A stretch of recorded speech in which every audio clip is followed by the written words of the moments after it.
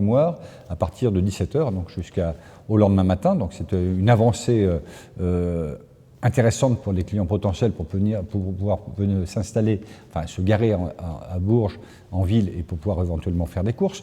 Nous avons instauré aussi le tarif résidentiel, hein, c'est-à-dire que quelqu'un qui habite à Bourges, donc moyennant effectivement un justificatif, ne paie un abonnement que de 20 € par mois. Donc voilà, très accessible. Et puis la tarification sur certains parkings, parce que tout simplement, et vous pouvez peut-être le constater dans un certain nombre de villes où le stationnement est gratuit partout, c'est qu'il y a ce qu'on appelle les voitures tampons, donc des voitures se garent, des résidents ou même parfois même des commerçants. Et puis il se trouve que quand on fait le constat, le stationnement est rempli et il n'y a plus de place pour ceux qui veulent se garer. Donc voilà, donc c'est d'où l'intérêt d'avoir cette mixité entre parking gratuit, stationnement gratuit et parking payant, ce qui permet effectivement ce qu'on appelle un turnover, de manière à laisser de la place à ceux qui veulent se garer. Deuxième élément sur les transports gratuits, bon, d'abord, je le redis à chaque fois, il n'y a rien qui est gratuit, il y a forcément quelqu'un qui paye à un moment donné, donc c'est plutôt le transport non payant. Donc nous avons fait ce choix aujourd'hui, enfin depuis quelques années, que nous maintenons aujourd'hui, d'avoir non pas la gratuité, mais d'avoir des tarifs, on va dire, qu'on appelait plutôt sociaux, enfin équitables, et de manière à ce qu'il y ait une tarification qui soit proportionnelle au coefficient familial de chacune des familles. Donc c'est un choix justement pour aider les classes les plus modestes à accéder au transport en commun. Voilà. Il n'est pas moins vrai qu'on peut toujours réfléchir à une possibilité d'une gratuité ou relative sur une période de la semaine. Donc ça, c'est une réflexion que nous avons engagée. Mais en tout cas, bon, pour l'instant, la situation est comme celle-là. Et puis dans certaines villes qui assurent la gratuité depuis très longtemps, elles n'ont pas forcément, pour toutes, noté une fréquentation inverse. Donc voilà, je sais que c'est un sujet plutôt à la mode. Je ne veux pas dire qu'on n'envisagerait pas dans le futur de le faire tout au moins partiellement, mais en tout cas, ce n'est pas le choix que nous avons fait actuellement, puisqu'en fait, une fois encore, il y a des dépenses de fonctionnement pour le syndicat, il y a des recettes aussi, il faut équilibrer recettes et dépenses, et le seul choix, si on rend de la gratuité, c'est de retrouver des recettes ailleurs. Vous savez que les recettes, on ne les trouve pas autrement dans la configuration d'aujourd'hui, en augmentant les taux d'imposition. Donc c'est pour ça que nous n'avons pas fait le choix pour l'instant. Alors, une deuxième question de la session précédente, elle est posée par Jimmy de Bourges. Je pense qu'il serait bien d'avoir un peu plus de couloirs réservés aux bus en ville afin de faciliter la circulation comme d'autres villes le font déjà. Oui, vous avez raison, c'est tout à fait d'ailleurs le projet que nous menons depuis quelques années sur le bus à haut niveau de service, qui devrait voir le jour dans quelques années, je veux dire dans 3-4 ans. Et ça passe par quoi? C'est simplement effectivement réserver, autant que faire se peut, des voies de bus, en fait, co-bus, et faciliter aussi notamment la priorité des bus au carrefour à feu. Donc ça se fait dans pas mal de villes, pas toutes, mais ça se fait dans quelques-unes d'entre elles. Donc ce projet là est initié. Pour l'instant, on passe par une étape intermédiaire qui consiste à créer des pôles d'échange, ce qu'on appelle des pôles d'échange. Bon, actuellement, on va dire qu'on n'a qu'un pôle d'échange qui est la place de la Nation. Donc l'idée première, c'est de créer des pôles d'échange à la gare et d'en créer un place de l'Europe, donc à proximité de la mairie, pour situer l'ancienne maison de la culture, et qui permettrait d'avoir un pôle d'échange nord et un pôle d'échange sud, et qui, je dirais, libérerait un peu de l'espace place de la Nation. Donc c'est une étape intermédiaire que nous allons engager d'ici l'année prochaine ou l'année d'après, en 2021. Et à partir de là, effectivement, ça permettra de revoir la structuration du réseau de bus, et puis, quand on pourra le faire, réserver des voies de bus justement aux bus, qu'on ne pourra pas faire partout, puisque la ville est conçue de telle manière que les choses ne sont pas possibles partout. Mais vous voyez, si on fait le test, notamment dans des rues ou des voiries qui avaient plusieurs, 3 ou 4 voiries on a de voies de circulation, où on a été amené à réduire ces voies de circulation parce que ça ne se justifiait pas. On voit bien que la circulation automobile n'est pas plus compliquée. On a pu aménager d'abord des voies cyclables, et on pourrait éventuellement, sur certaines de ces rues, les transformer en voies de bus, je dirais, spécifiques. Je pense en particulier à l'avenue Charles de Gaulle qui s'y prête complètement. Donc voilà, donc c'est effectivement un projet, je dirais, qui va demander un petit peu de temps, mais il ne faut pas griller les étapes, sachant qu'effectivement, ça signifie des montants d'investissement importants, parce que c'est des contraintes de travaux importants sur les espaces publics, mais c'est tout à fait dans ce projet que soutient Globus. Une question de Laurent. Les lattes de bois, revêtement de sol, situées devant l'auditorium, sont dégradées et dangereuses. Des travaux sont-ils prévus? Oui, tout à fait. Donc ça a été une consigne que j'ai donnée. Nous avons budgété pour l'année 2020 le remplacement donc, de ces lattes de bois qui s'abîment essentiellement de l'humidité. Donc il faut qu'on voit d'abord avec l'architecte qui a conçu le projet pour essayer de trouver un matériau qui résiste davantage, un peu comme le matériau qu'on a mis sur la passerelle en face du Prado, en face du magasin Leclerc. Et donc l'idée effectivement c'est de remplacer par peut-être des lattes synthétiques qui donnent une apparence de bois mais qui résistent effectivement à l'humidité. La question suivante est posée par Emmanuel. Est-il possible de faire un parcours sport pour adultes, comme des aires de jeu à l'extérieur en accès libre? Oui, tout à fait. Nous avons alors ce projet qui n'est encore pas complètement défini, mais l'idée c'était de créer cet espace sport, ou on va dire sport peut-être un peu fort, mais en tout cas un certain nombre d'agrès qu'on pourrait positionner, notamment à proximité du plan d'eau, à proximité du lac, dans tout ce secteur, notamment entre la base de voile, la base d'aviron, la plage, les cours de tennis, et en allant jusqu'au centre équestre. Donc ça pourrait être effectivement le long de la rocade verte, le long de l'aménagement piéton cyclable qui se trouve à proximité du lac, d'avoir des agrès qui seraient disposés et qui permettraient effectivement une activité physique si on ne veut pas parler de sport. Une question de la session précédente posée par Laurent. Qu'en est-il de la situation préoccupante de notre lac d'Auron? Écoutez, les niveaux montent, alors pas suffisamment là, puisque je rappelle que le niveau était à 1,80 m en dessous du niveau, on va dire, de référence. Donc là, on doit être encore il nous manque à peu près 1 mètre. Donc voilà, le lac commence à se remplir. Ça veut dire qu'en fait, les cours d'eau alimentent avec les pluies, notamment que nous connaissons quasiment depuis 1 mois. Donc c'est plutôt une bonne chose. Maintenant, reste malgré tout à remplir les nappes phréatiques, ce qui n'est pas le cas actuellement, parce que les nappes phréatiques sont encore très basses. Pourquoi? Tout simplement parce que ce phénomène de sécheresse, cette canicule que nous avons connue cet été, a rendu les terres, je dirais, imperméables, et les premières pluies qui sont tombées ont fait en sorte qu'elles ont glissé et elles n'ont pas pénétré dans la terre. Bon, c'est le cas maintenant, puisqu'en fait la terre s'est humidifiée. Donc voilà où on en est du plan d'eau. Moi, je pense qu'il faudra encore des périodes de pluie comme nous avons vécu ces derniers jours, ces dernières semaines. Alors certes, c'est pas très agréable quand on est dehors, mais en tout cas, voilà, je pense que si les choses se déroulent, on veut dire avec un hiver normal, tout au moins classique, on devrait voir le niveau du plan d'eau revenir à son niveau de référence au cours de l'hiver ou au tout début du printemps. Une question de Cédric. Que va-t-il se passer pour le marais Saint-Paul ainsi que pour la plaine? Et ainsi que pour la plaine. À la plaine Saint-Paul.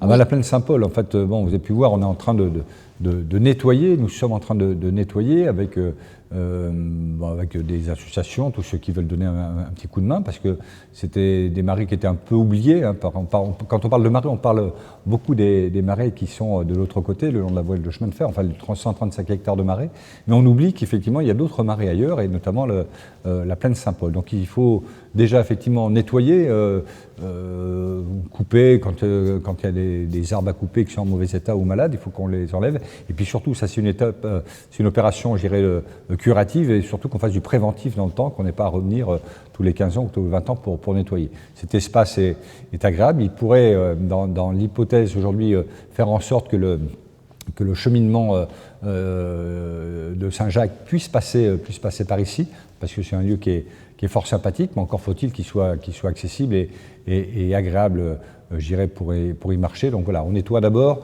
on réfléchit à faire passer le chemin de Saint-Jacques par ici. Donc voilà, je dirais, les réalisations actuelles et puis le projet à très court terme. Une question de Matt. Quand est-ce que les travaux de la rue Louis Mallet se terminent? Alors, les travaux devraient être terminés d'ici la fin de l'année, donc d'ici, on va dire, à peu près 1 mois. Donc là, on en voit, enfin, moi, ça fait un moment que je ne suis pas passé par là-bas, mais enfin, la dernière fois que je suis passé, les choses avançaient correctement. Ça va aller relativement vite maintenant, notamment parce que pour la dépose des enrobés, on arrive dans une période où les centrales d'enrobés vont fermer. Donc voilà, objectif fin d'année, sauf catastrophe, l'objectif et le délai devraient être tenus. Une nouvelle question de la session précédente, elle est posée par Philippe. Pour quand la fin de la rocade ? Alors la fin de la rocade, donc, je rappelle encore que ce projet n'est pas porté par l'agglomération, même si l'agglomération participe financièrement à la rocade, mais il est prévu, l'objectif c'est que cette fin de rocade soit terminée, donc se fasse en 2021. Alors, une autre question de la session précédente, elle est posée par Karim cette fois. Depuis votre annonce de la vente de la quasi-totalité des parcelles autour de l'échangeur pour tout type d'entreprise, où en est-on ? Rumeur de la venue de Coca-Cola ? Oula, ça c'est un vieux sujet hein, qui date de 2 ans et demi, où Coca-Cola cherchait à s'implanter en région centre. Ce n'est pas le cas pour l'instant, en tout cas c'est plus le cas à Bourges.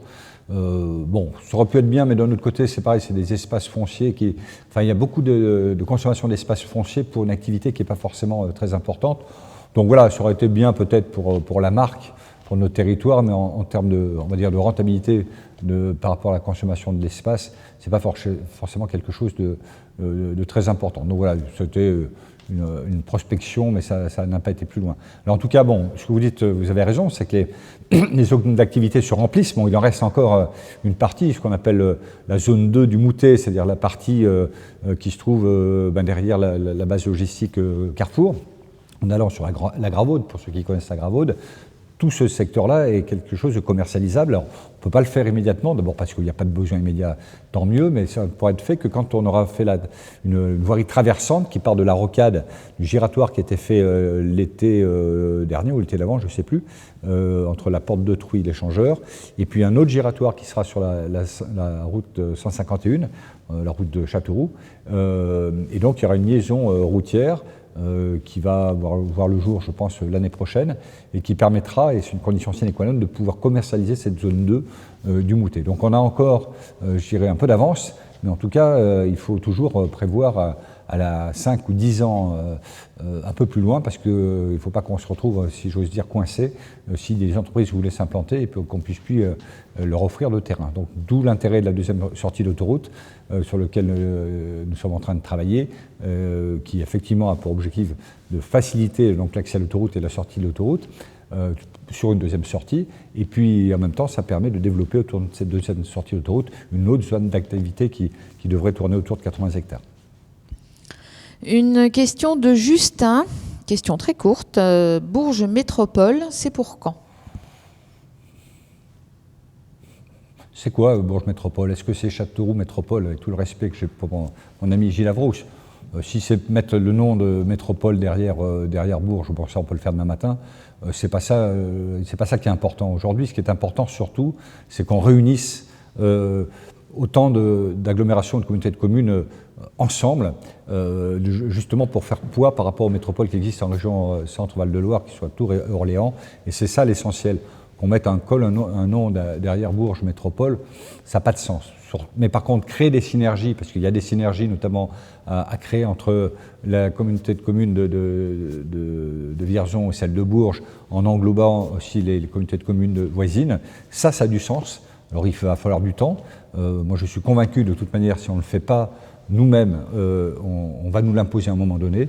Donc c'est ça le vrai sujet, c'est comment créer des synergies sur nos territoires pour faire poids par rapport les 2 autres métropoles de la région Centre-Val de Loire. Une question de Sabrina qui vous demande si cette année il y aura le feu d'artifice place Sérocourt. Non. Très bien, on passe à la question suivante. La question qui nous vient de Clovis. Y a-t-il un projet concernant le grand espace anciennement militaire derrière But ? Alors derrière But, je vais rarement chez But et Route de la Charité, mais enfin j'imagine que c'est ce qu'on appelait Port-Sec 1. De l'autre côté, non, aujourd'hui il n'y a pas du tout de projet, en tout cas de projet de développement économique sur ce secteur-là. Une question de Yannick. Que va devenir le site de l'ancienne maison de la culture dans le futur ? Bon, je crois déjà avoir répondu à cette question précédemment, mais je vais le redire. Le site de l'ancienne maison de la culture, dont la pré-programmation devrait sortir d'ici quelques semaines, serait consacré, alors je vais faire simple, parce que tout ça reste encore à définir, d'abord un lieu de culture. Un lieu qui servirait à la fois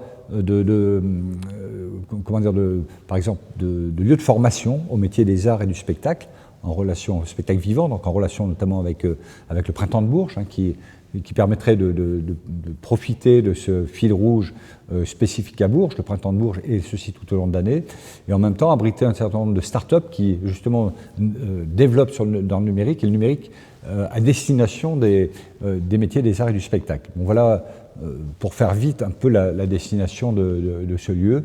Donc, une fois encore, il va falloir un petit peu de temps pour affiner le projet, mais voilà, la pré-programmation devrait être rédigée d'ici la fin de l'année. Une question de citoyen. Beaucoup de rues et trottoirs en travaux de renouvellement. Je vous alerte sur la dangerosité du manque de trottoirs au début de la rue Camille Pelletan, côté avenue de Saint-Amand. Si l'on ajoute la vitesse des véhicules, c'est étonnant qu'un accident ne soit pas encore arrivé. Bah écoutez, la rue Camille Pelletan, elle est faite comme elle est aujourd'hui, c'est-à-dire qu'en fait, c'est une rue qui est, enfin, je suppose que vous la connaissez, peut-être que vous y habitez d'ailleurs, qui a été conçue à l'époque, j'imagine, une époque où il y avait moins de voitures qu'aujourd'hui, donc effectivement, les trottoirs ne sont pas une dimension normalisée. Alors, on n'a pas d'obligation de les rendre normalisés, mais en tout cas, alors si on faisait des travaux de fond, effectivement, nous aurions cette obligation, tout au moins pour une partie. Donc voilà, donc il faut voir aussi rue Camille Pelletan, que vous connaissez, je pense très bien, qu'il y a du stationnement de riverains qui habitent la rue Camille Pelletan. Donc si on élargissait en fait les trottoirs, imaginons qu'on les élargisse d'un mètre chacun, en plus de leur largeur traditionnelle, donc on pourrait peut-être laisser passer une voiture, mais on ne pourrait plus autoriser le stationnement, ce qui poserait forcément un problème par rapport aux riverains. Et puis quant à la vitesse, bon, on a tenté de faire un certain nombre de choses. D'ailleurs, donc cette rue aussi, pour ceux qui ne connaissent pas, elle est en pente à un moment donné, et puis elle se radoucit quand on arrive sur le secteur de l'avenue de Saint-Amand.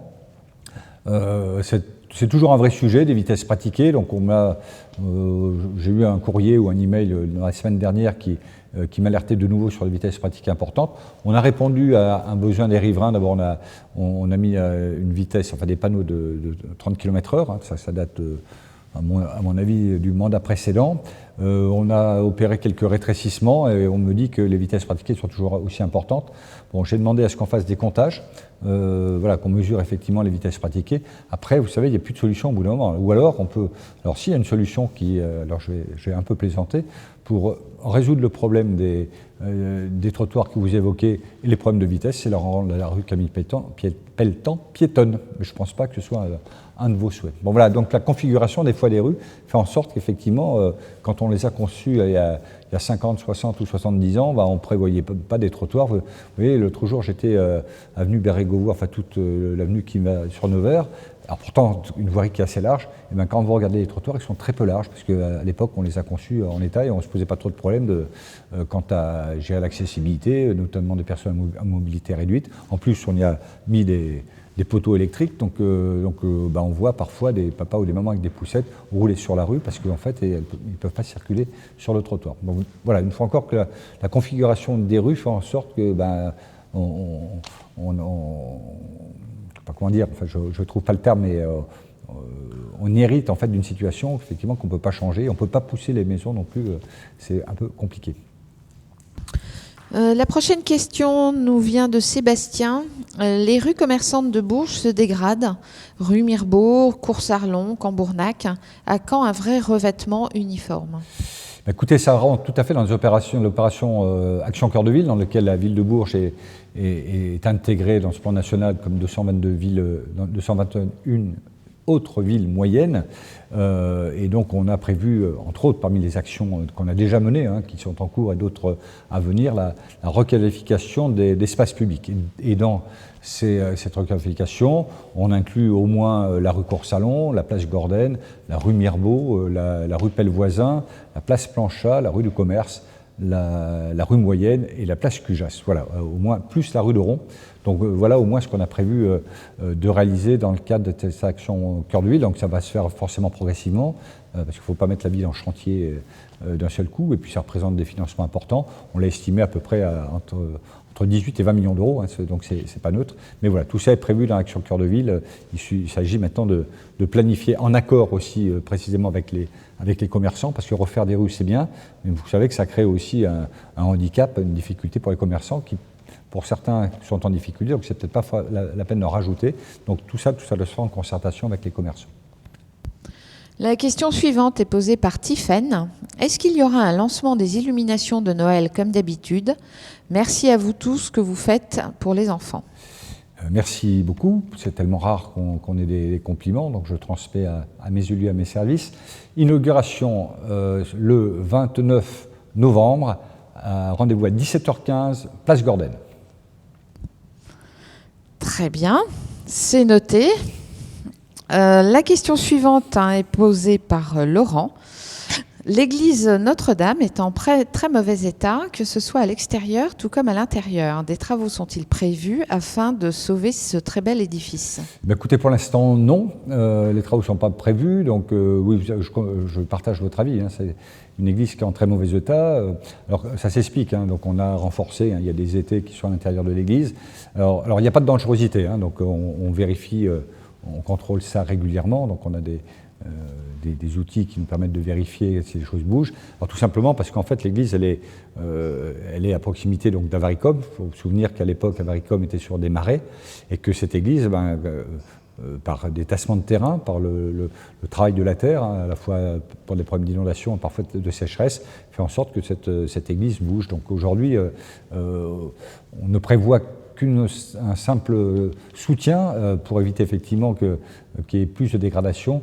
Mais en tout cas, il n'y a pas de travaux prévus et ça serait des travaux vraiment qui seraient colossaux parce qu'il faudrait, j'imagine, je ne suis pas un technicien du bâtiment, mais probablement creuser des pieux pour pouvoir soutenir en fait l'église. Donc voilà, donc rassurez-vous, il n'y a pas de danger. En tout cas, je partage votre avis qu'il y a des problématiques de structure de ce bâtiment. Une question d'Hugo Turner. À quand la fin des travaux du skatepark? Alors ça c'est une bonne question parce que les choses bougent. Les choses bougent alors, tout simplement parce que l'entreprise avait pris un petit peu de retard, qu'on a la semaine dernière, je crois, ou il y a 2 semaines ou il y a 10 jours, on a fait le dernier béton, mais il y a des petits malins qui sont allés sur le chantier avec des skates et des vélos, donc il a fait tout recommencer. Bon, en plus, il y a les périodes, les périodes de météo qui ne sont pas forcément favorables. Bon, l'objectif, c'est que ce soit, alors, je ne peux pas vous dire un délai précis, le plus vite possible, très probablement avant la fin de l'année. Bon, je ne peux pas vous donner une date parce qu'on l'a déjà décalé. Une fois encore, c'est indépendant un peu de notre volonté. Mais en tout cas, voilà, je crois que maintenant, c'est imminent et je crois que ça correspond à une vraie attente. Mais voilà, si j'ai un message à faire passer, patience, laisser le béton, tout ça sécher, et puis, parce que vous imaginez, c'était un peu le cas, le béton était esquinté, donc on crée des fissures. Si on crée des fissures, on ne verra pas les dysfonctionnements tout de suite, mais dès lors qu'on a des périodes de gel, l'eau va s'infiltrer dedans, puis après ça va pousser, ça va craquer. Donc voilà, il faut être patient, on va faire les choses calmement, et puis je pense qu'il y aura un très bel outil, enfin ça j'en suis convaincu, et attendu par tous les amoureux de la glisse. Une nouvelle question de la session précédente posée par Stéphanie Gaël. Ce qui serait bien, ce serait d'avoir un centre-ville que piéton. Oula. Oui. Alors je ne sais pas si c'est une question. Je vous propose de lancer le débat auprès de l'ensemble de la population berruyère. Tout le monde n'est pas prêt. Alors moi je suis assez convaincu qu'il va falloir y aller à un moment donné. On le fait à dose homéopathique, c'est-à-dire mettez-vous 10 ans en arrière, oui 10 ans, on va dire une dizaine d'années en arrière. La rue Mirbeau n'était pas complètement piétonne, la rue Coursalon ne l'était pas non plus, la place Gordon ne l'était pas. Donc par dose homéopathique, on arrive progressivement à faire en sorte de démontrer aux berruyers, aux visiteurs qu'on peut très bien faire fonctionner, je dirais, un centre-ville sans avoir en permanence des voitures qui circulent. Voilà. Alors, tout ça, il y a eu des conjonctures aussi économiques globales qui font que les commerces de centre-ville ont souffert et pour certains souffrent encore, même si les choses sont en train de s'améliorer. Mais je crois à un moment donné qu'il faudra effectivement basculer. Alors après, la suite, c'est la question qui revient au moins tous les 6 ans, à peu près à cette époque, c'est est-ce qu'il faut mettre la rue moyenne piétonne? Bon, je ne vais pas rentrer de nouveau dans les explications que j'ai déjà données. Dans l'état actuel des choses, avec une place QJAS qui est un parking, et où 80% des usagers, des automobilistes qui utilisent la rue moyenne viennent du parking QJAS, on voit bien que si on rendait la rue moyenne piétonne en l'état actuel des choses, on ne saurait pas faire évacuer ces voitures qui se trouvent parking QJAS. On n'aurait pas d'autre solution, en fait, recevable en tout cas. Donc voilà, on voit bien que c'est des problématiques. C'est pas aussi simple que ça se décrète pas. Il faut effectivement réfléchir un petit peu à tout. Mais voilà, je pense qu'un jour ou l'autre, nous y arriverons. Il y a plein de villes qui le font, et c'est pas pour ça que le commerce est en difficulté. Donc voilà, soyons, vous savez, le berruyer, il ne faut pas trop le précipiter. Il avance doucement. L'avantage, c'est qu'il ne recule jamais. La prochaine question est posée par Pascal. À quand l'alignement entre le trottoir et la route de toute la rue moyenne, sur le même principe qu'au niveau de l'îlot Victor Hugo? Ben voilà, ça rejoint un peu les questions précédentes, c'est-à-dire dans le cadre de la requalification, des actions cœur de ville, où on parlerait de requalification de la rue moyenne, pour en faire véritablement une zone 20. Elle est en zone 20 aujourd'hui, hein. C'est pas parce qu'il y a les trottoirs qu'elle n'est pas considérée comme une zone 20, comme une zone de rencontre, mais voilà, les préconisations de zones de rencontre, là où les piétons sont prioritaires par rapport aux deux roues et que les deux roues sont prioritaires par rapport aux autres véhicules à moteur, eh bien c'est effectivement de casser les trottoirs et d'avoir des zones planes, un peu comme on a rue Jacques-Cœur, hein, pour donner une idée. Mais tout ça, ça voudrait dire qu'il faut requalifier toute la rue moyenne, et l'idée, et vous avez complètement raison, c'est comme ça que nous envisageons les choses, c'est de faire en sorte de poursuivre l'aménagement qui était fait en haut de la rue moyenne, à hauteur de la place Simone Veil, jusqu'en bas, et pourquoi pas aller jusqu'à la rue du Commerce et même jusqu'à la place Planchat. Donc voilà, ça c'est des étapes à venir. En tout cas, ça rentre tout à fait dans l'action cœur de ville. Alors, une question d'Élodie. Qu'en est-il de l'installation de la fibre optique sur l'ensemble de la commune de Bourges? J'habite le quartier Pignou. 2 mégas de débit, c'est choquant pour une ville de l'envergure de Bourges. Oui, je suis tout à fait d'accord avec vous. Alors, sans me défiler, à chaque fois qu'on pose la question, je redis la même chose. Aujourd'hui, le déploiement de la fibre optique n'est pas de la responsabilité de la municipalité, mais de la responsabilité d'Orange, le concessionnaire en l'occurrence, qui a fait le choix il y a 2012, je crois de mémoire, hein, qui a fait le choix en 2012 ou 2012 plus exactement, que Bourges soit une ville test justement pour le déploiement de la fibre. Ça veut dire qu'il y a un avantage, c'est que ça ne coûte rien à la ville de Bourges. Bon, par les temps qui courent, c'est plutôt bien.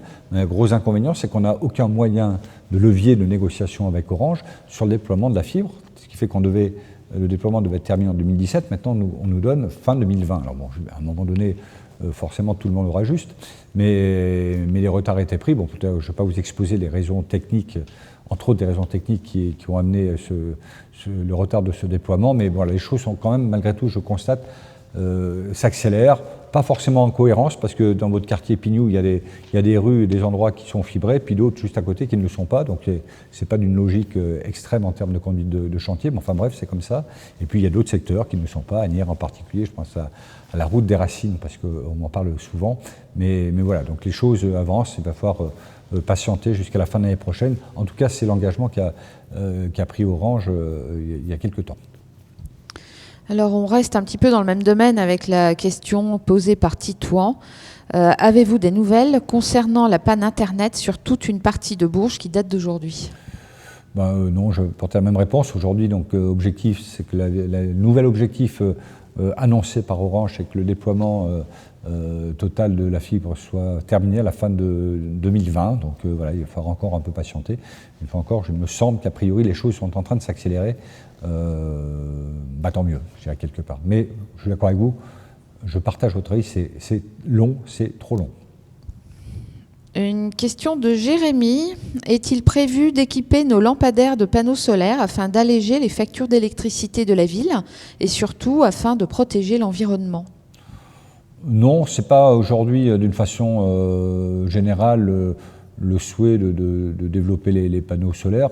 On passe plutôt par une étape qui est tout aussi efficace et moins onéreuse, c'est de passer par le remplacement des candélabres, enfin le remplacement des ampoules sur des candélabres qui peuvent recevoir des ampoules LED. Si les candélabres qui sont en place ne peuvent pas recevoir des ampoules LED, c'est les changer complètement. Donc vous avez pu voir ça aussi se déployer dans dans la ville, en particulier plus récemment dans le quartier du Val-de-Rond, mais pas que. Et effectivement, ces ampoules sont beaucoup moins consommatrices d'électricité. Et par ces opérations, on a réduit, pour l'instant, c'est l'opération qu'on a lancée il y a 2 ans et demi maintenant, 2 ans et demi, 3 ans, pas 3 ans, où nous avons réduit la consommation électrique sur l'ensemble de la ville de 10% déjà. Donc c'est pas neutre, c'est important. Quand on connaît la facture d'électricité pour l'éclairage public, je ne sais pas si vous le savez, mais c'est à peu près 1 million d'euros. Donc tous les ans, nous devons consacrer 1 million d'euros à l'éclairage public. Donc on passe plutôt par continuer à consommer l'électricité, mais d'une façon un peu moins importante. Un autre chiffre qui est intéressant, parce que des fois je vois des absurdités sur les réseaux sociaux, quand on m'interroge par exemple sur les illuminations de Noël. Il faut savoir que les illuminations de Noël là, qui vont démarrer, donc, comme je disais tout à l'heure, le lancement le 29 novembre, Place Gordon à 17h15, je le redis parce que je me suis trompé de date ce matin, la consommation est de 2500 € pour la période des illuminations qui vont se terminer le 10 janvier. Donc vous voyez, le fait des ampoules LED fait en sorte qu'on consomme très peu d'électricité. Donc voilà, les illuminations, c'est aussi ça, c'est pas quelque chose qui coûte cher, un peu d'investissement, en moyenne 30 000 € par an, mais en tout cas en termes de consommation, c'est très faible. Une question qui est posée par Pierre. À quand une refonte complète du segment de la RN 151 devant la CCI avec un revêtement neuf, de vrais trottoirs, de vrais séparateurs centraux, une modernisation complète? C'est tout de même le point d'entrée de la majorité des touristes. Oui, je suis d'accord avec vous. Alors, je ne suis pas sûr de moi, mais il me semble que cette voirie est encore départementale. Encore, je vérifie, c'est-à-dire qu'on n'a pas la responsabilité de la réfection de cette voirie et des trottoirs. Mais je suis assez d'accord avec vous, d'autant plus que, notamment, il y a des bus, alors je ne sais pas comment s'appeler, qui portent le nom, de notre président de la République, là, qui circulent et qui stationnent aussi à proximité de la CCI, et ça nécessiterait un minimum d'aménagement. Alors maintenant, on ne peut pas aussi avoir, je dirais, d'enrobés partout, dans toute la ville. Hein. Voilà, là, on est plutôt on va dire à l'extérieur de la ville, mais c'est vrai qu'il y a une transition qui pourrait être faite entre cette entrée de Bourges, donc quand on vient de l'autoroute ou pas, d'ailleurs quand on vient de Châteauroux ou de Saint-Florent, et puis la partie du quartier l'aéroport et avenue Marcel-Aiglade que nous avons refait il y a quelques années. Donc c'est vrai qu'il pourrait y avoir une espèce de jonction, peut-être pas dans les mêmes matériaux qualitatifs, mais au moins quelque chose de propre avec des bordures et des trottoirs en enrobés. Donc voilà, j'interrogerai le département pour voir d'abord, pour s'assurer si ces voiries appartiennent bien au département, et en tout cas voir ce qu'on pourrait faire dans les prochaines années pour améliorer cette situation. La question suivante est une question de la session précédente de Laurent. Il y a un vrai problème dans le domaine de la médecine. SOS médecins, les urgences, où sont les médecins ? Eh bien, écoutez, c'est pas compliqué. Les médecins, pour la très grande majorité, sont sur le pourtour du territoire français. Si vous nous avez présenté une carte il y a 2 ans de ça, et on voit qu'il y a une concentration en fait, des médecins, alors pas que sur la Côte d'Azur, ce à quoi je pensais à un moment donné, mais c'est tout sur la périphérie du territoire français. Donner un autre chiffre, le numerus clausus a augmenté en 2007 de 30%, donc il y a eu 30% de médecins en plus, et sur la région Centre-Val de Loire, cette augmentation de médecins n'était que de 2,5%. Ça veut dire qu'en fait, les médecins fuient un peu la région Centre-Val de Loire et puis autour, la région, on va dire, plutôt centrale du territoire français. Aujourd'hui, la situation est compliquée. Il y a 35 médecins généralistes à Bourges, dont, j'ai plus le chiffre, une bonne proportion qui est en âge ou pas loin de partir à la retraite. Donc la situation est très préoccupante, et puis je dirais qu'elle va sans doute un peu s'aggraver dans les années qui viennent, sauf à ce que les actions que nous avons menées en place et que nous menons aujourd'hui fassent en sorte que des médecins viennent s'installer. Donc c'est important de le faire, puisqu'en fait on a donc 2 projets, qui sont plus que des projets, on a même 3. Il y en a un, c'est une maison médicale, pluridisciplinaire, je vais y arriver, au Prado. Une deuxième, c'est sur le centre de santé qui sera implanté au Gibjon. Et puis le troisième, c'est une étude qu'on fait actuellement et dont on devrait avoir les résultats dans quelques semaines, sur la transformation de l'ancienne supérette de la halle Saint-Bonnet en cabinet médical ou centre de santé pluridisciplinaire. Donc voilà, donc là nous sommes en train de créer on va dire, les espaces. Maintenant, en parallèle de ça, il y a un certain nombre de, je dirais d'abord de concertation et de synergies qui ont été créées depuis 2 ans maintenant avec l'ensemble des acteurs, on va dire, médicaux du territoire. C'est bien parce que jusqu'à présent, les gens étaient, enfin, chaque organisation était un peu séparée. Donc là, on a recréé une synergie. Je pense, sans prétention, que nous en sommes à l'origine, hein, puisque nous avons créé je dirais une mission santé au sein de la collectivité. Donc, une personne qui est en charge de tous ces problèmes de santé. Donc, ça ne fait pas partie des compétences des municipalités, en tout cas, donc j'ai fait ce choix. Et aujourd'hui, les choses commencent à bouger.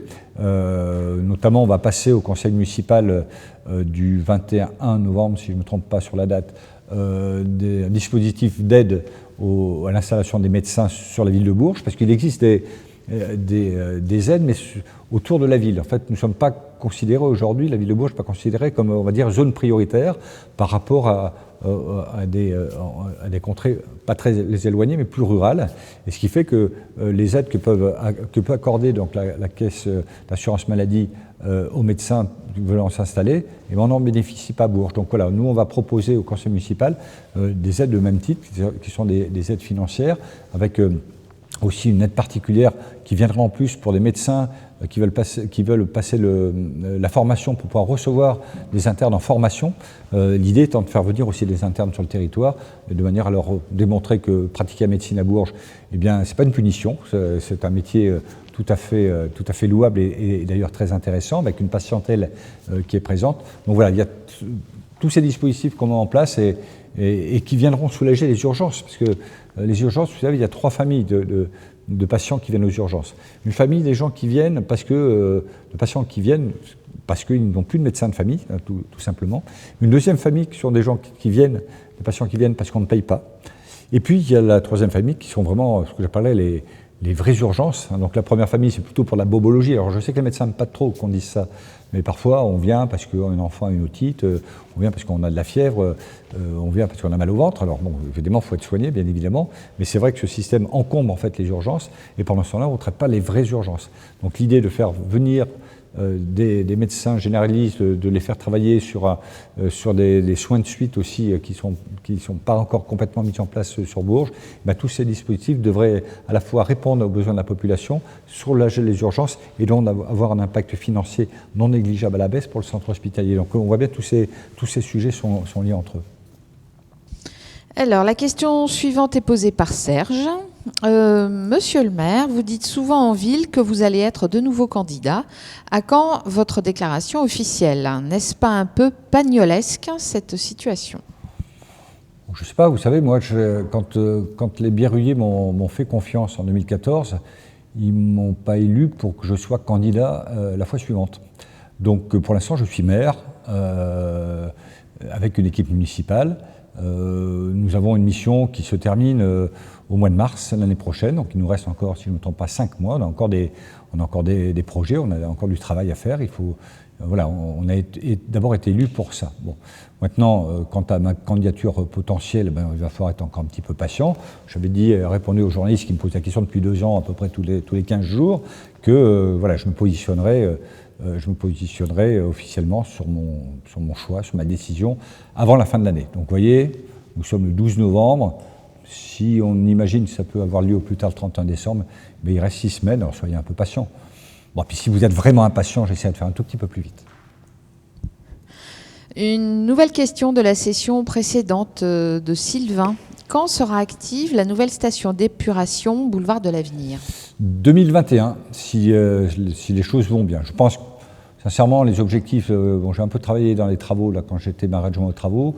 Donc je suivais bien les dossiers, ce n'est pas forcément le cas de tous les maires adjoints, et je suis très prudent sur les délais qui me sont donnés. Aujourd'hui, objectif 2021, je serais prudent, je dirais plutôt 2022. En tout cas, voilà, on compte à peu près une bonne année de réalisation de travaux, les travaux qui ont commencé là, et puis après il y a la mise en fonctionnement. Il faut, voilà, c'est pas une voiture de tourisme, l'engin est un peu plus gros, donc il faut du temps d'adaptation, de compréhension, de prise en main de la station d'épuration avant de basculer effectivement sur cette nouvelle. Donc voilà, on me dit 2021, je pense plutôt 2022. Une question d'Enguerrand. Est-il prévu de mieux éclairer les passages piétons? Ils sont souvent dangereux de nuit ou par visibilité réduite. Alors là, les avis diffèrent sur ce sujet. Il y a ceux qui sont pro l'éclairage des passages piétons et d'autres qui disent qu'il ne faut surtout pas le faire. Moi, j'avoue que je n'ai pas d'avis. Alors, aujourd'hui, les organismes qui, j'appelle ça toujours le CERTU, ils ont changé de nom, mais peu importe, j'ai ça en tête, préconisent de ne pas éclairer les passages piétons. Alors, je crois que c'est plutôt vrai pour des petites communes ou dans les villages. Alors, c'est quoi l'explication? C'est-à-dire que quand il fait nuit, vous venez d'une route, je ne sais pas, départementale, vous roulez en feu de croisement ou en phare, c'est vrai que quand vous rentrez dans un village, brusquement, vous avez on va dire vous risquez d'avoir des problématiques d'adaptation des yeux, des pupilles. Quand vous venez du noir, vous allez dans une partie plus éclairée. Donc le fait d'éclairer les passages piétons d'une façon plus importante risquerait justement de ralentir cette adaptation. Alors je ne suis pas un spécialiste, moi je ne fais que répéter ce qu'on me dit. A l'inverse, d'autres sont plutôt favorables à les éclairer. Je pense que c'est plutôt vrai ça dans les grandes villes, parce que dès lors qu'on rentre, je dirais, on va prendre le cas de Bourges en particulier, que vous connaissez tous, vous rentrez par, voilà, on parlait tout à l'heure de la route d'Issoulin, donc on rentre par ici. Le temps d'adaptation est progressif, par exemple, jusqu'à quartier de l'aéroport. Effectivement, si on éclairait les passages piétons de l'avenue Marcel-Aiglène, on peut imaginer que la pupille se soit adaptée à ce moment-là. Donc je crois que, voilà, il y a des préconisations, mais je pense qu'il faut arriver à adapter, peut-être en fonction de certains secteurs. Je sais qu'ils l'ont fait à Saint-Loup-de-Char, notamment sur un certain nombre de passages piétons. Je crois qu'il faut qu'on réfléchisse à ça. Alors pas forcément tous les éclairer, mais il y a des endroits, je pense en particulier, boulevard de la République, qui nécessiteraient effectivement un éclairage un peu plus puissant. Une question de Lily qui voudrait savoir à partir de quelle date les parkings seront gratuits en centre-ville pour les achats de Noël. Eh bien écoutez, on n'a pas arrêté la date encore précisément. J'en ai parlé avec Philippe Mercier, mon adjoint au commerce, pas plus tard que dimanche. Nous étions au marché de Saint-Bonnet et donc je vais donner la directive de nouveau rendre les parkings ouvragés gratuits pendant les fêtes de fin d'année. Les parkings ouvragés, c'est ceux qui sont les parkings de surface et les parkings souterrains. Je pense qu'on devrait démarrer ça. Allez, on lance les innovations de Noël le 29, c'est ça?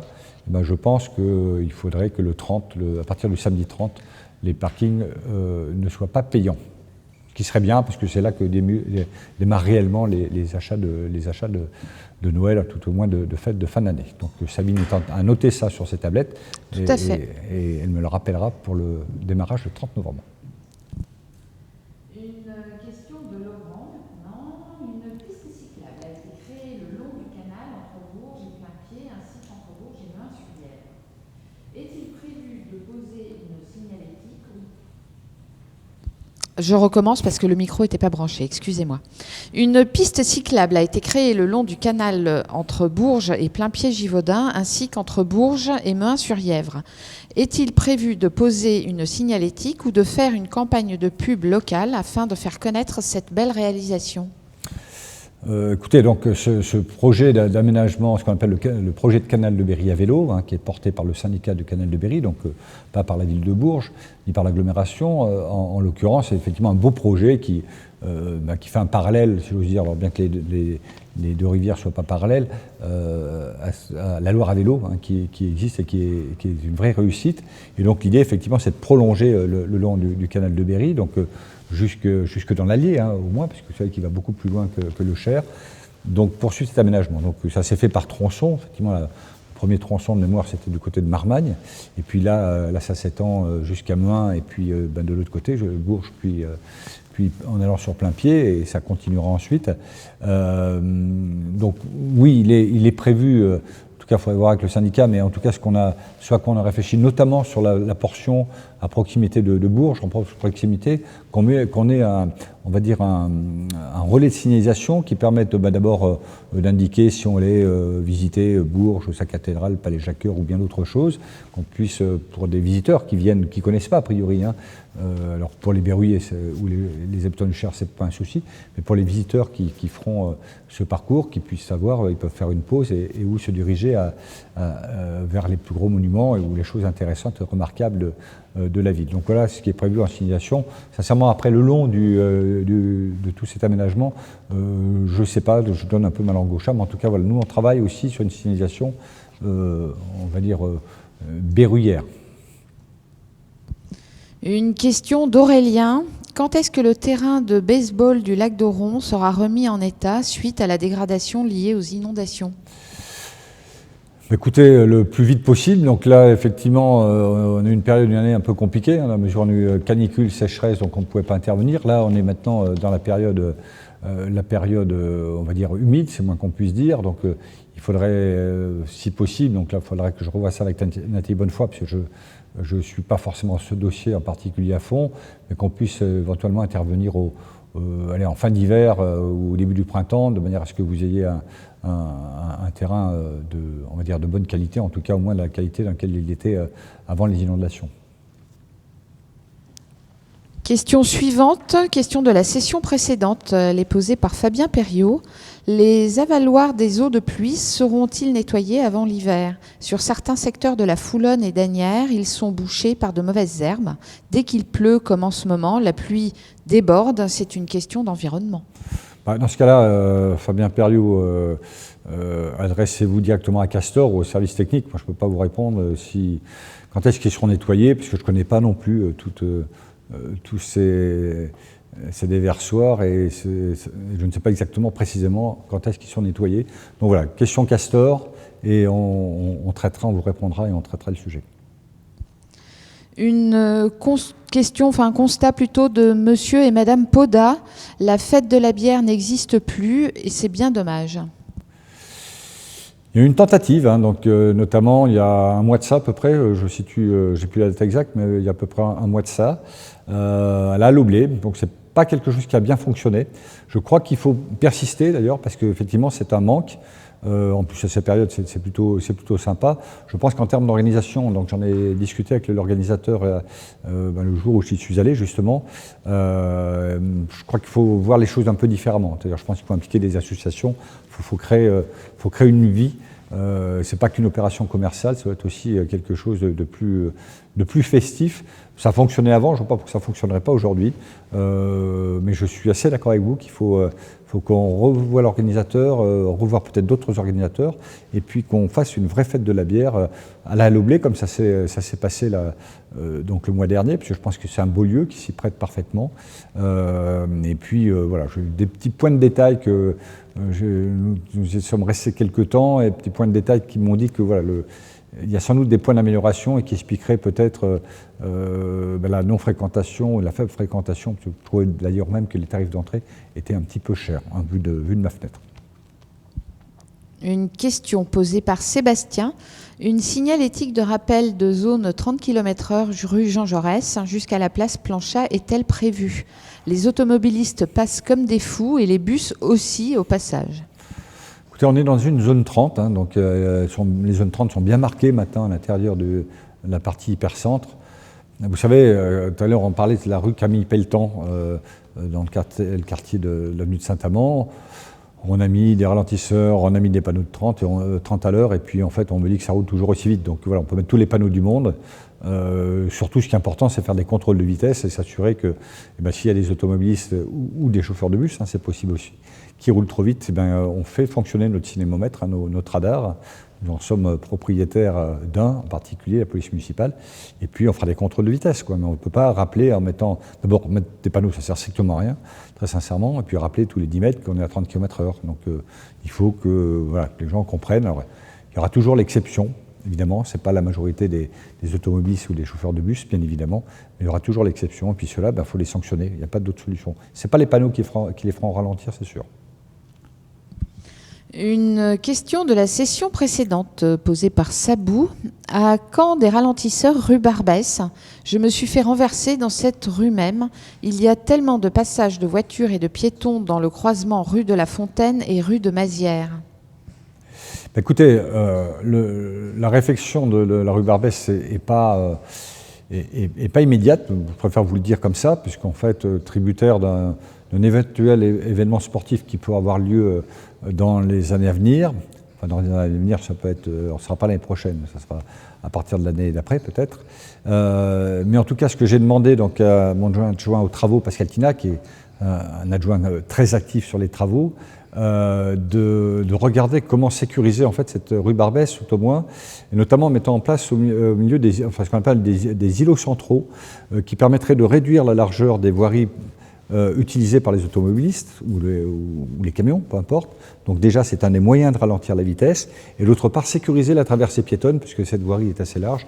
Donc il est en train de regarder ça, et je pense que ça va se faire assez rapidement. Alors après, il faut regarder les aspects techniques, voilà, comment assurer la tourne à gauche quand on veut effectivement reprendre une des rues qui est adjacente à l'avenue Barbès. Voilà, on va passer par cette étape intermédiaire. Je n'ai pas refait le point avec Pascal Tina, mais en tout cas, il s'en occupe parce que nous étions allés sur place tous les deux il y a à peu près un mois et demi. Et nous avons fait ce constat, la demande de riverains, nous sommes déplacés pour bien comprendre. Et donc voilà la décision que nous avons prise dans un premier temps. Une question de Carmine Do. Les travaux rue de la Gare à Asnières sont terminés depuis environ 3 semaines, mais les trottoirs ne sont toujours pas terminés. Oui, c'est normal, tout au moins il y a une explication. D'ailleurs, vous remarquerez que si vous allez dans la ville où des trottoirs ont été refaits, les enrobés ne sont pas faits, tout simplement parce que on fait des opérations, on va dire, après, je les appelais un peu opération commando, c'est-à-dire quand tous les trottoirs sont prêts à être goudronnés, l'entreprise y va et fait tous les enrobés d'un seul coup. C'est imminent parce que d'une part, il faut financer ces travaux, il faut facturer ces travaux avant la fin de l'année pour que ça rentre sur l'exercice 2020. Et puis d'autre part, parce que les centrales d'enrobés vont bientôt fermer, comme c'est de tradition. D'habitude c'est mi-novembre, donc là je pense que ça tarde un peu, et puis jusqu'à mi-février pendant la période d'hiver. Donc voilà, je crois que c'est une question de, si c'est pas une question de jour, c'est vraiment une question de semaine maintenant. Une question de Marie-Estève. Est-ce qu'il y a un projet de restauration en peinture des pistes cyclables, car les signalisations sont toutes effacées? J'ai pas compris la question. Les peintures au sol qui marquent les pistes cyclables. D'accord. Oui, qui marquent les pistes cyclables. Alors voilà, c'est toute la problématique des marquages au sol, c'est-à-dire qu'en fait, il y en a de plus en plus dans la ville, parce qu'on crée des aménagements cyclables ou des bandes cyclables, on crée des sas pour les vélos, on crée des passages piétons, la ville sans s'étendre, mais il y a des quartiers qui se créent aussi, donc il y a de plus en plus de marquages au sol, et puis que pour faire ces marquages, on a une période de temps qui est assez limitée, c'est-à-dire qu'en fait, il y a des conditions d'humidité et de température qui sont importantes, sinon la peinture ne tient pas, et ce qui fait qu'on a une période entre le mois d'avril et le mois d'octobre pour faire tous ces marquages. Donc en priorité, aujourd'hui, on traite justement tout ce qu'on considère comme priorité sécuritaire, notamment les passages piétons, les stops, tout ce qui est vous voyez, plus prioritaire que les bandes cyclables, ça ne veut pas dire qu'il ne faut pas les traiter. Et ensuite, effectivement, s'il nous reste du temps, on refait les bandes cyclables, on en a refait à certains endroits, je ne me souviens plus, j'en ai vu qui ont été refaites il n'y a pas très longtemps. Par exemple, sur le boulevard du 11 novembre, tout ce secteur-là a été fait. Donc vous voyez, on rajoute des bandes cyclables, on rajoute du marquage au sol, mais en tout cas, les équipes ne peuvent pas travailler 12 mois de l'année sur ces sujets-là. Elles sont utilisées à autre chose, bien évidemment. Mais voilà, c'est ce qui nous contraint aujourd'hui, c'est ça, c'est la fenêtre de tir, si je peux m'exprimer ainsi, et puis le fait qu'il y ait de plus en plus de travaux à réaliser sur cette période. Une question qui est posée par Ivana Kovacic. À quand l'intervention de la police municipale aux heures de sortie d'école, place du 14 juillet? Le stationnement sauvage est plus que dangereux. Oui, vous savez, le stationnement sauvage, c'est souvent le stationnement sauvage des parents d'élèves qui nous réclament de faire venir la police municipale. Et quand elle est présente et qu'ils verbalisent ces mêmes personnes, ces mêmes parents râlent parce qu'on les a verbalisés. Parce que, vous savez, monsieur l'agent, j'en ai juste pour 3 minutes, j'attends mon fils. Moi, j'en ai juste pour 2 minutes si je dépose ma fille. Donc tout le monde a des bonnes raisons, ça ne dure jamais très longtemps, sauf que c'est comme ça que c'est le bazar. Donc on ne peut pas mettre la police municipale devant toutes les écoles de Bourges. Je vous rappelle qu'on a 40 groupes scolaires quasiment à Bourges, donc on n'a pas effectif pour. Puis la vocation municipale, ce n'est pas d'assurer les entrées et sorties d'école. Alors on le fait sur des endroits très dangereux. Mais en tout cas, j'ai une expérience que m'a fait partager mon prédécesseur, Serge Pelletier. Je pense qu'il a raison, où il me dit plus c'est compliqué, plus c'est le bazar devant une école, plus elle est sécurisée. Alors c'est un peu paradoxal, je n'avais pas compris ça tout de suite, mais c'est vrai, vous remarquerez, si les voitures sont arrêtées dans tous les coins, et bien, les voitures qui veulent circuler, ben, finalement elles s'arrêtent ou elles roulent doucement, et puis c'est plus sécuritaire pour nos chers bambins. Voilà, alors c'est pas pour ça qu'il faut mettre le bazar devant les écoles, mais en tout cas, on est sur ce paradoxe, les gens qui réclament d'être un peu restrictifs. Quand il y a des papas ou des mamans, je ne sais plus comment on les appelle, Sabine. Les mamans Trafic, voilà. Papa, maman, trafic. Donc toutes les écoles en réclament. D'abord, il y a de moins en moins de volontaires d'ailleurs pour le faire, parce que ces personnes-là, excusez-moi l'expression, elles se font engueuler quand elles doivent faire circulation, justement. Donc voilà, vous savez, la France est pleine de paradoxes. Hein. Nous sommes latins, donc on veut de la rigueur, mais surtout si ça ne s'applique pas à nous, quoi. Une nouvelle question de la session précédente de Lily Rose. Monsieur le maire, avec tant d'incivilité rue de Lazenay, faut-il faire sa loi seul? Une simple caméra balayante calmerait ces voyous. Que comptez-vous faire pour cette rue si ravagée maintenant? Vous savez, si c'est si simple que ça de mettre une caméra qui balaye, on en mettrait partout et dans toutes les villes de France. Le sujet, il n'est pas si simple que ça à régler. Nous menons en fait des opérations conjointes et notamment le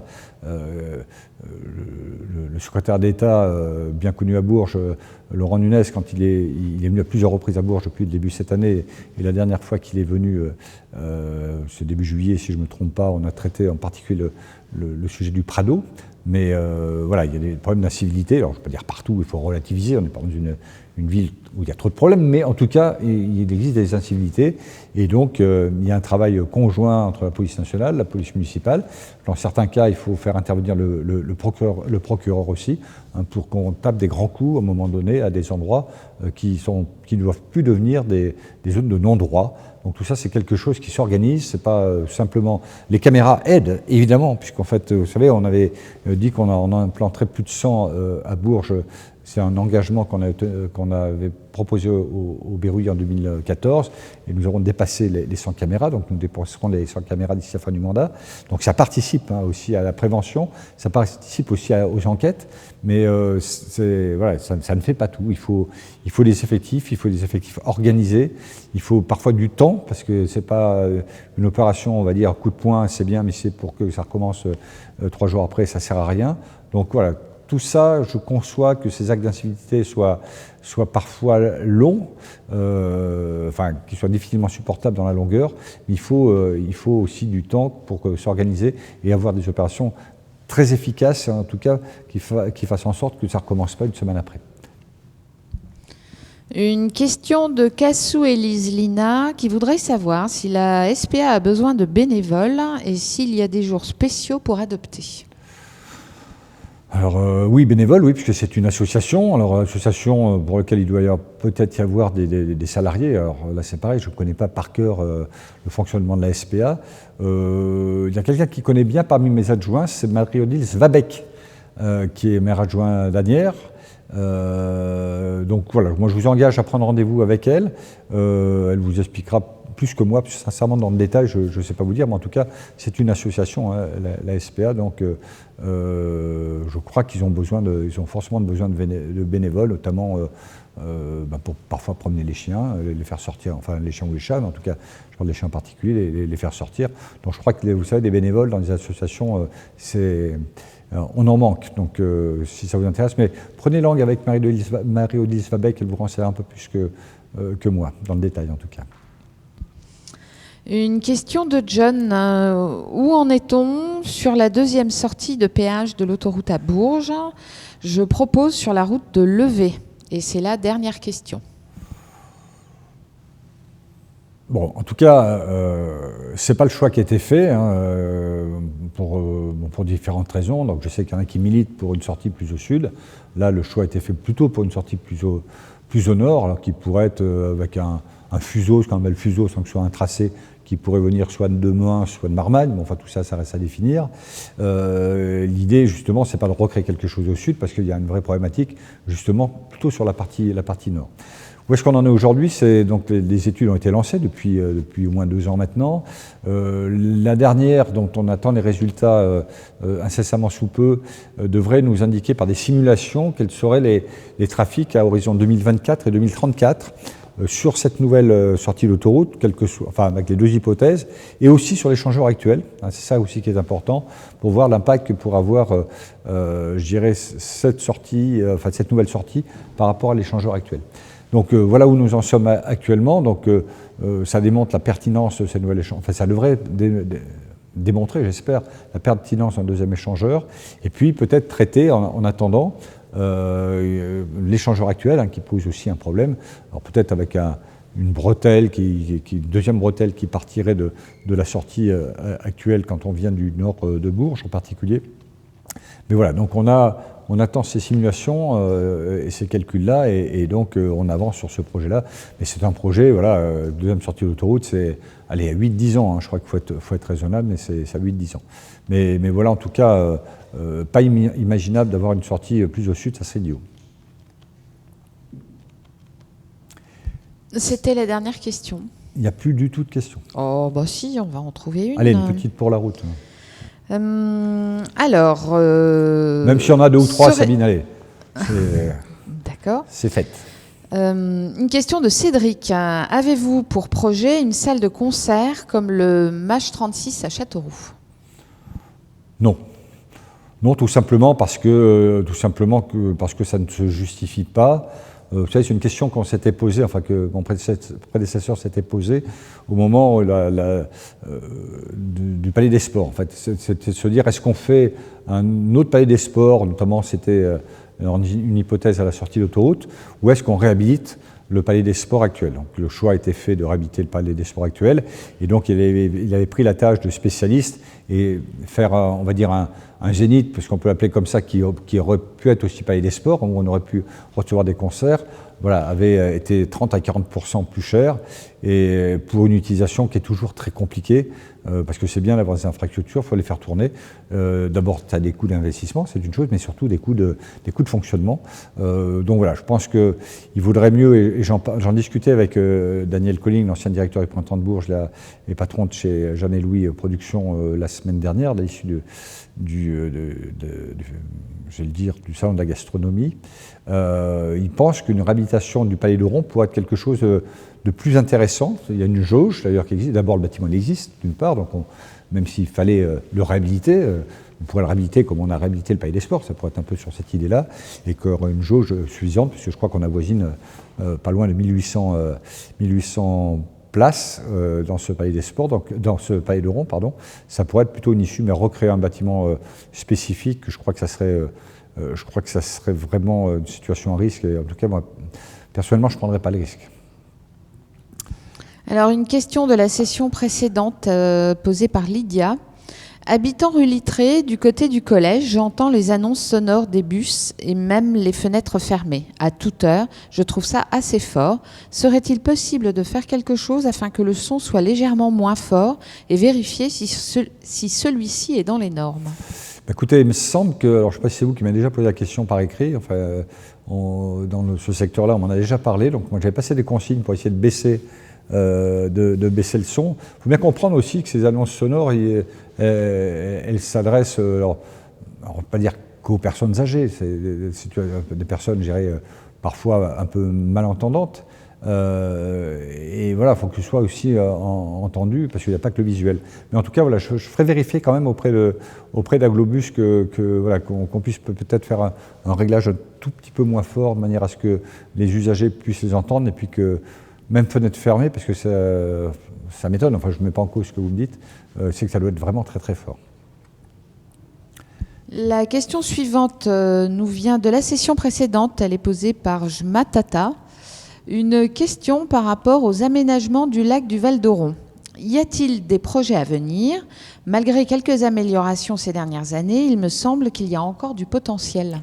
Oui, vous avez raison, il y a du potentiel. J'évoquais tout à l'heure notamment l'installation de quelques agrès dans ce secteur entre la plage et puis le centre équestre. On pourrait faire des aménagements de ce type-là. Et puis je pense qu'il y en a bien d'autres. Bon, il faut le faire, vous savez, par touches successives. Là, on a fait déjà beaucoup. C'était un engagement qu'on avait pris en 2014 d'ouvrir cette plage. Ça fait des années qu'on n'entendait pas de cette plage. Voilà, il y avait toujours des bonnes raisons pour ne pas faire. Nous avions dit que nous le ferions. Nous l'avons fait. je crois que c'est un lieu je crois que c'est une réussite. Il y a toujours des choses à améliorer, bien évidemment. Alors, c'est vrai que cet été, par manque de chance, les berruyers n'ont pas pu vraiment profiter, notamment par le manque d'eau. Mais voilà, je crois que par touche successive, il faut apporter des animations, il faut apporter des aménagements. Il y a encore du potentiel, vous avez raison, mais faisons-le, voilà, progressivement. Eh bien, la dernière question. C'est vraiment la dernière de dernière. Vous n'en avez plus du tout en stock. Plus en fait. Hein. On me dit que c'est terminé, qu'il n'y en a plus. Bon, si on vous dit que c'est terminé, donc il n'y en a pas une pour la route, la dernière. Non. Bon, d'accord. Bon, écoutez, je ne vois pas le temps passer avec vous, donc voilà, j'aurais bien duré un petit peu plus, mais en tout cas, je voulais vraiment vous remercier encore pour cette séance, la 54e édition des chats vidéo. Hein, donc on n'a pas totalisé le nombre de questions qui ont été posées, le nombre de réponses apportées, mais ça montre la fidélité à cet échange direct. Donc, je voulais vraiment encore vous remercier. C'est pas terminé, hein, donc enfin pour aujourd'hui, ça sera terminé. Prochain rendez-vous, donc le